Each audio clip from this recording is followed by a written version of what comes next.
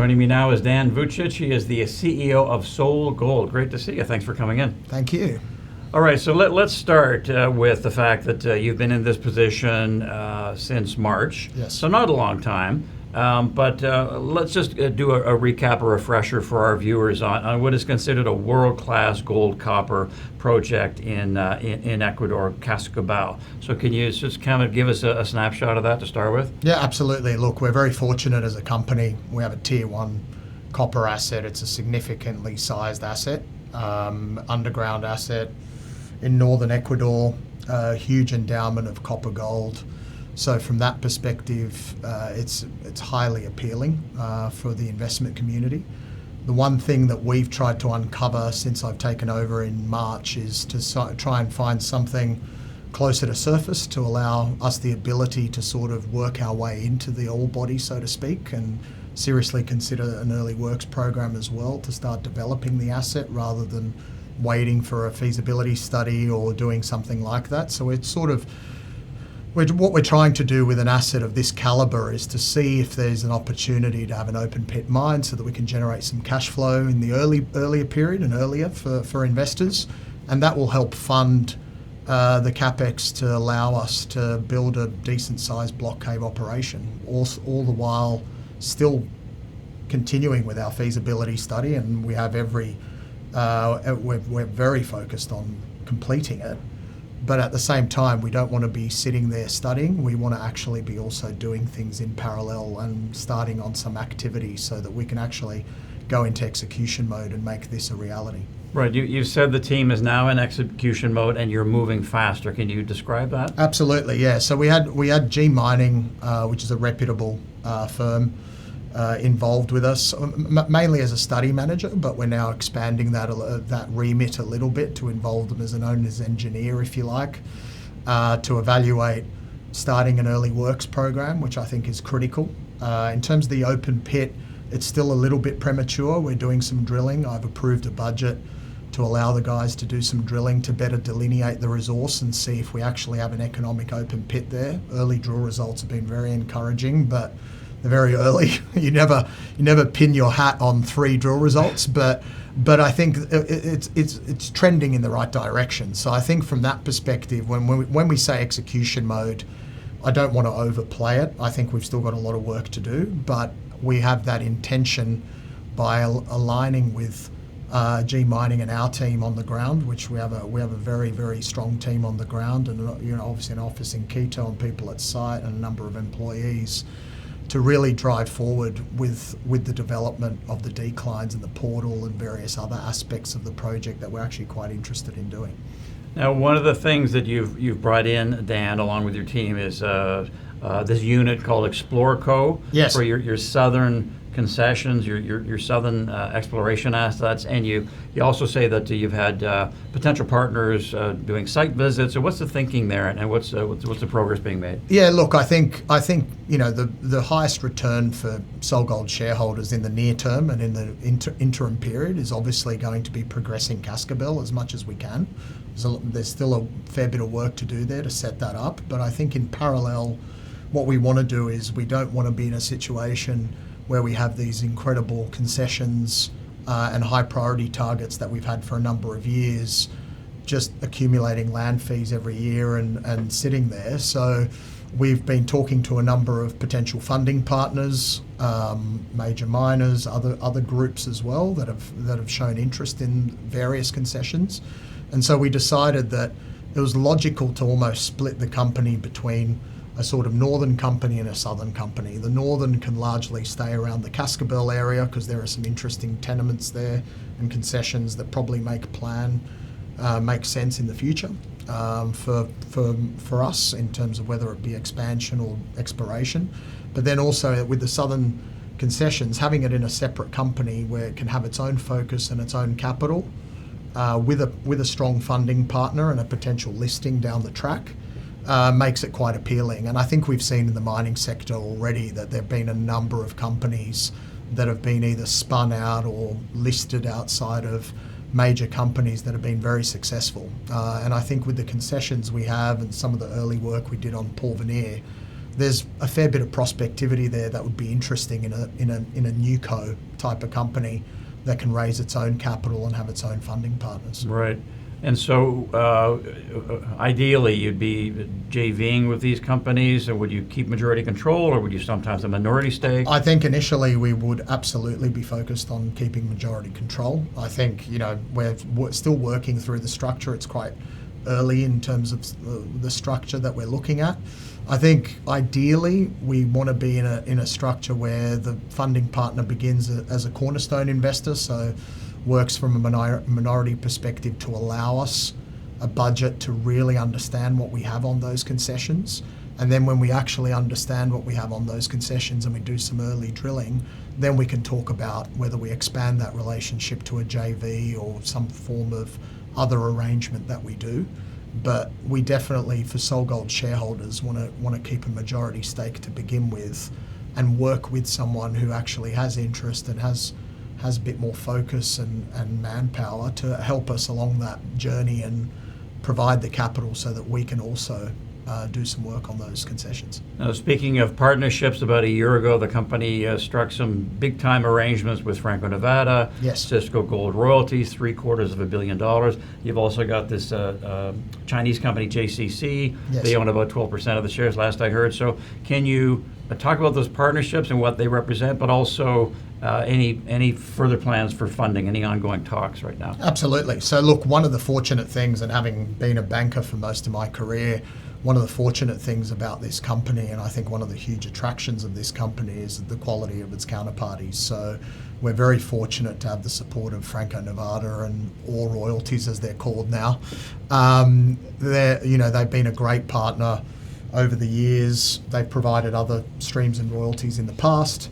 And this funding package really allows us the ability to have some line of sight on the project. It gives us the comfort that as long as we hit our milestones and we actually progress the project in the fashion that we think we can progress it, then the finance will be there to an extent, portion of the finance. So that partnership's a critical partnership, and I know both of the groups relatively well and have good relationships with them. So I think, we want to grow that relationship and we want to continue that relationship. So that is a huge positive. In terms of JCC, they've been a great partner as well. They invested as a shareholder. We have a technical cooperation agreement with them. I think it's quite similar or in the same vein as what they have with First Quantum as well.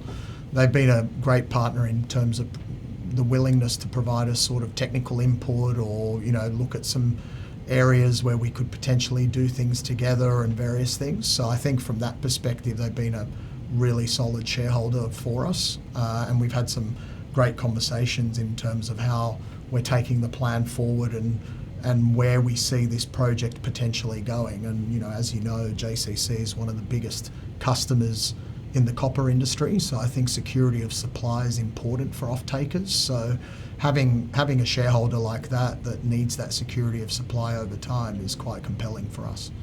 Now, in terms of how you're running the company along with your team, is it dual track in that, yes, you want to get to production by 2028 or so, maybe earlier, and at the same time you're open to being taken out, or is it you're solely focused on we're going to get to production? Well, I need to be careful as well. I don't want to say we're going to be in production any earlier, because I think some of my team were actually a bit nervous about 2028 for first production. All right. But look, I think the message for investors and for our stakeholders is we want to do this our own way. We're very keen on, I have a lot of comfort considering my background that I think we can get the capital markets and financiers there for the quality of project we have. So I'm confident that we can fund this project if given the opportunity to. You can never predict M&A, so we would never run the company for the sake of a takeout or for M&A. I think for us, the critical thing that we need to do is to show the country of Ecuador and the government and our shareholders that we actually are progressing the project and we have a plan.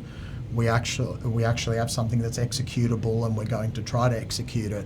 And they're the steps I think we really want to take to make this compelling. But yeah, no, we certainly won't be running it just to be taken out. No, but of course, if a knock comes on the door within the next 6 months or a year, Yeah. obviously you have a duty to consider it. 100%. Yeah. Look, in M&A, and again, this was my career for nearly 2 decades. We have a duty to consider proposals, and we also have the duty to do what's best for shareholders and consider everything that we see, and that doesn't just apply to M&A. That's the same with any kind of funding that we're looking at, or any kind of JVs we want to do, or anything else that we're doing with ExploreCo or anything else. We always need to make sure that we're doing what's best for our shareholders, or at least trying to do what's best for our shareholders. So absolutely, that is the focus. Now, as far as the stock, Dan, it was mid-July, just a couple of weeks ago. It really took off. The company came out with this execution plan. So is that the main reason, or what are you hearing from shareholders and investors? Absolutely. Yeah? So absolutely. So definitely the main reason has been this conviction around where we're trying to head with the asset. The fact that we actually have a plan that looks like it can be executed. Obviously, there are still question marks. We're not, we are by no means undertaking that there is certainly an open pit there. Our view is that if the pit is economic and it makes sense, then it's a very attractive proposition for our shareholders, because not only does it allow us to get cash flow sooner, but we can use the waste rock to help build the tailings dam. There's lots of flexibility in having an open pit operation when you go into an underground operation. So I think from that perspective, the feedback I'm getting from investors has been the positivity around the fact that it looks like that we're actually doing something, and that we have an intention of breaking ground and progressing the project. And I think that's why you've seen the reaction, because look, I meant what I said in the press release. I was a bit concerned about the strength of the comment, but this is a highly undervalued asset. This is an asset that is truly world-class and has been undervalued for a significant period of time. So from my perspective as a CEO, I feel like we're working off a low base to begin with. So I think some of that reaction that you see seems like a big jump, but I think that's also people acknowledging that it was truly undervalued, and there's a fair bit to catch up in terms of value. Right, and that goes back a few years. The previous management told us in an interview they just felt we're underperforming. We need to clean up the structure, which has been done. Now you're here in execution mode, as you said. So can you sort of describe the transformation the company's made and what that makes the current investment case look like? Yeah, no, absolutely. Look, I think previous management did a great job of streamlining some of the inefficiencies and ensuring that we were lean. A lot of successful companies I've dealt with over the years are very lean and efficient. And I think, that's from the 3-4 months that I've been in the seat now, I've seen that on the ground. I've seen that in Ecuador. I've seen that even with our consultants. We run a very lean and efficient operation. We're very focused on trying to always find ways to improve things. And I think that's what we were trying to caution to investors as well in the market when we came out with this execution plan is, yes, there's no guarantees here with some of these areas that we're looking at, but this is what we'd ideally like to do, and this is what we're focused on doing. And we're spending some money to try and understand if we can do that, while all the while in the background still progressing our feasibility study, still progressing the early works as well in terms of setting up for that to allow us the ability to drive out to the ore body, which will hopefully also bring forward block cave production.